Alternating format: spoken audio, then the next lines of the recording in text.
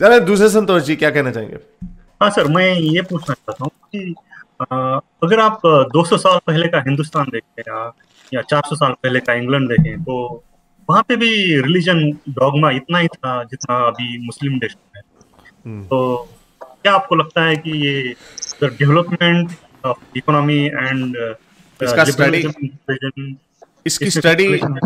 इसकी स्टडी एक दफ़ा मैंने शेयर की थी कि जूं जूं लोगों में इकोनॉमिक पैरिटी आती है और जूं जूं उसी तरह ही साथ साथ एजुकेशन में पड़ जाते हैं, तो जितना वो सर्वे था मुझे नहीं याद पीयू का था कि गैलप का था या पता नहीं किसी यूनिवर्सिटी की स्टडी थी, तो उसमें यही देखा था कि जो पीएचडी के लेवल पे जाते हैं वो लीस्ट रिलीजियस होते हैं, जो मास्टर्स के लेवल पे होते हैं वो उससे थोड़े कम वो थोड़े ज़्यादा रिलीजियस होते हैं, और जो स्कूल लेवल पे हाई स्कूल लेवल पे होते हैं वो सबसे ज़्यादा रिलीजियस होते हैं। तो ये एजुकेशन में भी देखा है, एक ओवरऑल एक आर्क है।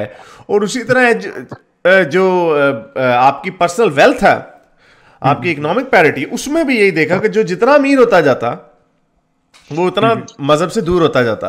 तो ये ये सारी चीजें साइमल्टेनियसली होने की जरूरत है। और आप देख लें कि जितने लोग, जितने कल्चर्स जो हैं वो जितने कंजर्वेटिव हैं, उनमें ऑनर क्राइम्स होते हैं, उनमें कंजर्वेटिज्म है, उनमें ये ट्रेडिशनलिज्म बहुत ज्यादा है। जापान एक एक्सेप्शन है कि वो इकोनॉमिकली और एजुकेशन वाइज बड़े आगे हैं, but they are very traditional.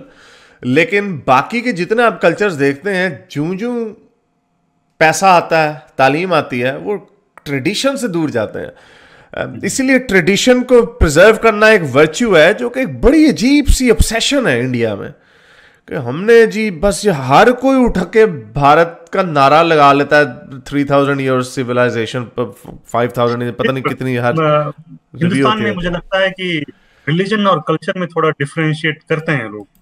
क्या हाँ, वैसे अरब देशों में है? सॉरी, अरब देशों में रिलीजन और कल्चर, इसको कुछ डिफरेंशिएट ही करते हैं, मतलब करते हैं क्या लोग, मैं पूछता हूँ। आई डोंट नो कि उसको लोग इसको समझते भी हैं कि नहीं, कि मेरी नज़र में तो religion is a part of culture.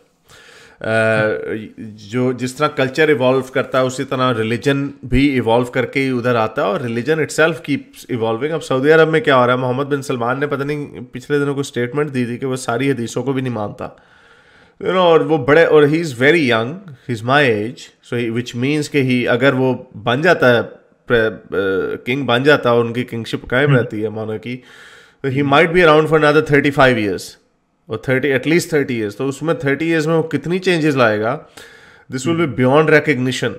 सो और इसी तरह आपको थ्रू आउट इस्लामिक हिस्ट्री भी आपको ये चेंजेस मिलते हैं, ये कल्चर इवॉल्व होते रहते हैं, इनके रिलीजियस थॉट इवॉल्व होती रहती है। सो आई आई डोंट नो कि आप ये लोग असल में प्रॉब्लम, ये लोग नहीं, यूर राइट, लोग इसको सेपरेट नहीं कर पाते क्योंकि वो समझते नहीं है कि religion itself is a part of culture. Sir मेरा और एक सवाल है सर, लेबनान के बारे में तो आप जानते हो, वहाँ पे सुन्नी है, शिया है और क्रिश्चियन भी है। क्रिश्चियंस बहुत ज्यादा हैं। पहले तो क्रिश्चियंस जब मतलब रूलिंग क्लास था तब वो बहुत डेवलप्ड स्टेट था। बाद में अभी तो उन्होंने मतलब उनका बहुत यूनिक ही कॉन्स्टिट्यूशन है। तो हिंदुस्तान में अगर मुस्लिमों का पॉपुलेशन ज्यादा होता है तो it will something be like Lebanon, आपको ऐसा लगता हाँ, लेकिन but it's, I don't think it's possible at this point. मुसलमानों की पॉपुलेशन तो it's no way near in becoming majority. I think even up until what मैं देख रहा था सर्वे, इवन अप अंटिल 2050 भी देयर इज नो चांस। और अगर उसके बाद भी, और अब देख रहे हैं कि आपका फर्टिलिटी रेट मुसलमानों का गिर रहा है इंडिया में, ओवरऑल गिर रहा है। वही बात आ जाती है कि ज्यों ज्यों आपकी इकोनॉमिक पैरिटी आएगी, एजुकेशन आएगी, फर्टिलिटी रेट भी नीचे आएगा। और I think at after 2050 India का जो फर्टिलिटी रेट है वो इट वुड स्टॉप एट 2.1, जो कि चाइना का हो चुका है। सो ना, I think this is fear mongering. मुसलमानों का कोई चांस नहीं है कि आपको इंडिया को ओवरटेक कर लेंगे वो। नहीं, ऐसे ही वो मतलब थीसिस था। तो सर, आपने आज तक कितने लोगों से आर्गुमेंट किया होगा जो बहुत रिलीजियस है, भगवान को मानते हैं या अल्लाह को मानते हैं, और आपको क्या लगता है सर कि इनसे कोई आर्गुमेंट जीत सकता है? क्योंकि साइंस और अथेइज्म जो है वो not at the moment, not at the मुझे moment, no no, not at the moment, कभी भी नहीं होता। एट द मोमेंट जब आप उससे बहस कर रहे थे वो कभी भी नहीं होता। तो सर आप लेकिन क्यों बुलाते हो सर उनको फिर? हाँ, तो आप उनसे आर्ग्यू क्यों करते हो? क्योंकि जो लोग मुझे सुनते हैं, क्योंकि जो लोग सुनते हैं। हाँ, मैं ऐसा क्यों पूछ रहा हूँ ये मैं पहले बता दूं। क्योंकि सर जो साइंस होता है ना वो मुझे लगता है कि answers what is known, right? और गॉड होता है वो जो पता नहीं होता है उसके लिए आंसर गॉड है ना? तो हमको जो पता नहीं है वो हमें वो पूछते हैं, है ना? तो दैट वो उसका आंसर तो गॉड ही है ना सर। नो, तो आपने उनको बताना है ना कि जो if you don't know something doesn't mean it's God. आपने आपने उनको ये उनकी लॉजिक में फ्लॉ बताना है। और दूसरी बात जो आपने कही कि आप उससे बहस क्यों करते हो, वो इसलिए करते हैं क्योंकि मुझे आपने ये नहीं मुझसे पूछा कि आपने कितने लोगों को कन्वर्ट किया।